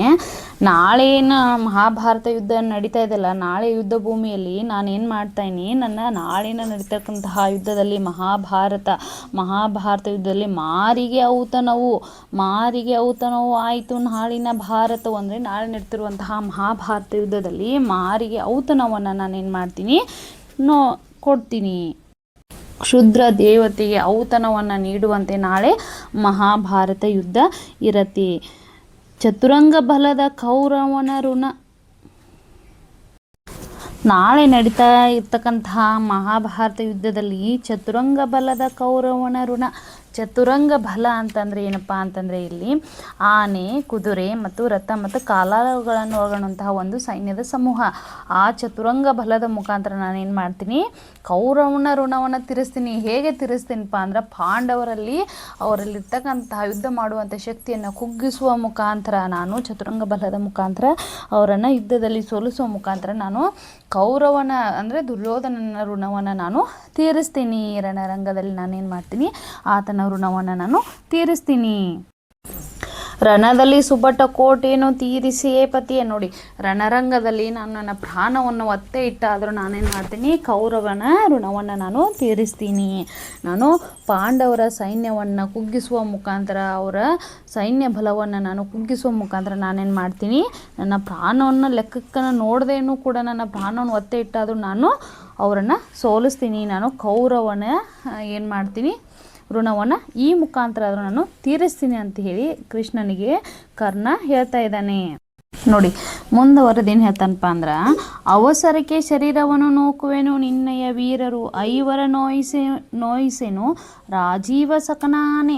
ನೋಡಿ, ಏನು ಹೇಳ್ತಾ ಇದ್ದಾನಪ್ಪ ಅಂತಂದ್ರೆ, ಕರ್ಣಲ್ಲಿ ಶ್ರೀಕೃಷ್ಣನಿಗೆ, ನಾನು ನನ್ನ ಪ್ರಾಣವನ್ನು ಒತ್ತೆ ಇಟ್ಟಾದರೂ, ನನ್ನ ಪ್ರಾಣವನ್ನು ಲೆಕ್ಕಿಸಿ ನಾನೇನು ಮಾಡ್ತೀನಿ, ಕೌರವೇಂದ್ರನ ಋಣವನ್ನು ನಾನು ತೀರಿಸಬೇಕು. ಆದರೆ ನಾನು ಪಾಂಡವರನ್ನು ಸೋಲಿಸುವಂತಹ ಬರದಲ್ಲಿ ನಿನ್ನ ರಾಜೀವ ಸಕನ ಆಮೇಲೆ ಆನೆ ಮಾಡಿ ಹೇಳ್ತಾ ಇದ್ದೀನಿ. ರಾಜೀವ ಸಕ ಅಂತಂದರೆ ಇಲ್ಲಿ ಸೂರ್ಯ, ರಾಜೀವ ಅಂತಂದರೆ ಕಮಲ, ಸಕ ಅಂದರೆ ಪುತ್ರ, ಹೌದಾ? ಹೀಗಾಗಿ ನಾವು ಏನು ಮಾಡ್ತೀವಿ, ಕಮಲದ ಪುತ್ರ ಯಾರು? ಸೂರ್ಯ. ಹೀಗಾಗಿ ಸೂರ್ಯನಿಗೆ ನಾವು ರಾಜೀವ ಸಕ ಅಂತ ಕರಿತೀವಿ.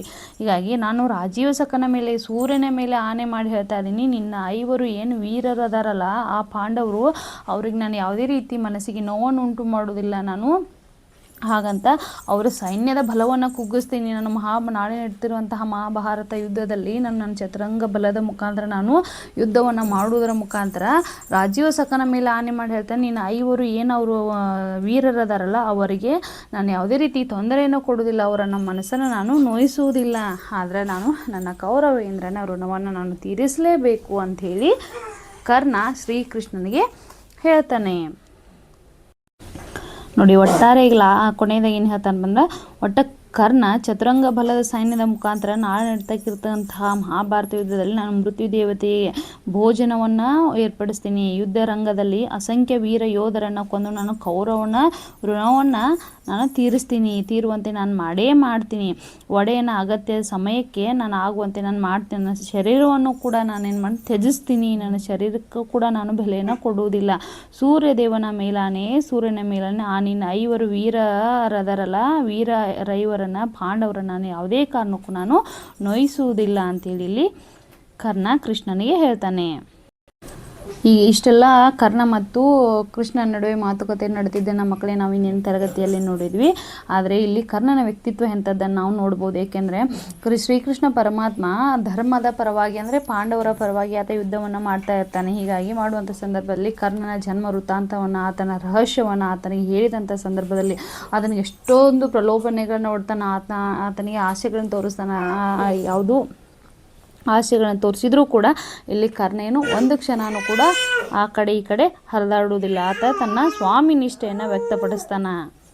ಆತನ ಸ್ವಾಮಿ ನಿಷ್ಠೆಯನ್ನು ವ್ಯಕ್ತಪಡಿಸಿದಾಗ ಕರ್ಣನ ವ್ಯಕ್ತಿತ್ವ ಎಂಥದ್ದು ಅಂತ ಹೇಳಿ ನಾವು ಇನ್ನು ಪದ್ಯ ಭಾಗದಲ್ಲಿ ನಾವೆಲ್ಲ ನೋಡಿದ್ವಿ ಮಕ್ಕಳೇ. ಹಿಂದೆ ನಡೆದಿರುವಂತಹ ಈ ತರಗತಿಯಲ್ಲಿ ಕೌರವೇಂದ್ರನ ಕೊಂದೆ ನೀನು ಅನ್ನುವಂತಹ ಪದ್ಯ ಭಾಗ ನಿಮ್ಮೆಲ್ಲರಿಗೂ ಅರ್ಥವಾಗಿದೆ ಅಂತೇಳಿ ನಾನು ಭಾವಿಸ್ತಾ, ಇನ್ನು ಪದ್ಯ ಭಾಗದಲ್ಲಿ ನಿಮಗೆ ಏನಾದರೂ ಸಣ್ಣ ಪುಟ್ಟ ಸಂಶಯ ಇದ್ದರೆ ನೀವೆಲ್ಲರೂ ನನ್ನ ಕಮೆಂಟ್ ಬಾಕ್ಸಲ್ಲಿ ತಿಳಿಸಿ. ನಾನು ಮತ್ತೊಮ್ಮೆ ತಿಳಿಸುವಂಥ ಒಂದು ಸಣ್ಣ ಪ್ರಯತ್ನವನ್ನು ಮಾಡ್ತೀನಿ ಮಕ್ಕಳೇ. ಎಲ್ಲರಿಗೂ ನಮಸ್ಕಾರ, ಧನ್ಯವಾದಗಳು.